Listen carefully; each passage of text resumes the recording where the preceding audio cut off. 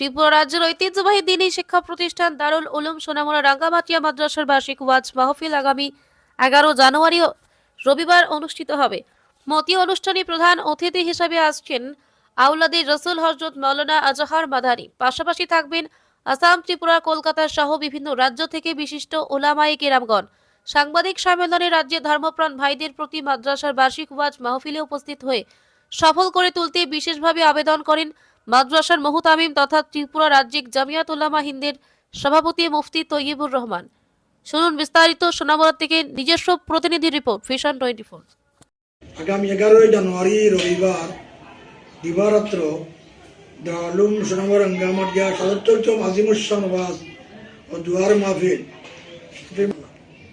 উক্ত মাহফিলে আওলাদে রসুল হযরত মাওলানা আজহার মাদানী সাহেব সহ পশ্চিমবঙ্গ, আসাম ও ত্রিপুরার বিশিষ্ট উলামায়ে কেরামগণ তাশরিফ আনিবেন। এই বছর ওয়াজ মাহফিলের উল্লেখযোগ্য কয়েকটি বৈশিষ্ট্য হলো, গত 2024-এর 1 এপ্রিল থেকে 2025-এর 31 মার্চ পর্যন্ত মাদ্রাসার লোকাল কমিটি, তারপর চার্টার অ্যাকাউন্ট দ্বারা অডিট করা আয়ের হিসাব পেশ করা হবে।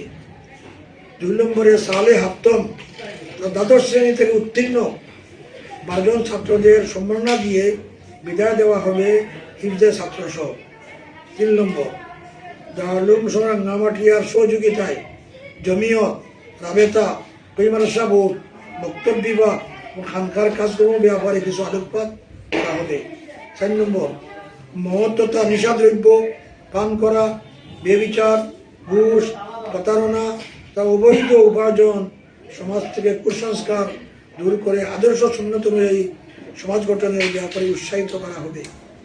5 ইসলামী শিক্ষার আদর্শ অনুযায়ী হিন্দু, মুসলিম তথা সকল সম্প্রদায়ের সাথে সাম্প্রদায়িক সম্প্রীতি ও মিলাপ্রীতির ব্যাপারে অনুপ্রাণিত করা হবে। 6 মক্তব শিক্ষা তথা ইসলামী প্রাথমিক শিক্ষা ব্যাপারে গুরুত্ব দেওয়া হবে। 7 দারুল উলুম রাঙ্গামাটিয়ার শিক্ষকদের ফ্যামিলি কোয়ার্টার নির্মাণ ব্যাপারে ধর্মপ্রাণ ভাই বোনদের আরও বেশি সহযোগিতার কথা বলা হবে। 5 বিশ্ববিখ্যাত ইসলামী ইউনিভার্সিটি দারুল উলুম দেওবন্দের আদর্শ, অনুমোদন ও কারিকুলাম অনুযায়ী ওই মাদ্রাসা পরিচালনা করা ও তার প্রয়োজনীয়তার ব্যাপারে গুরুত্বারোপ করা হবে।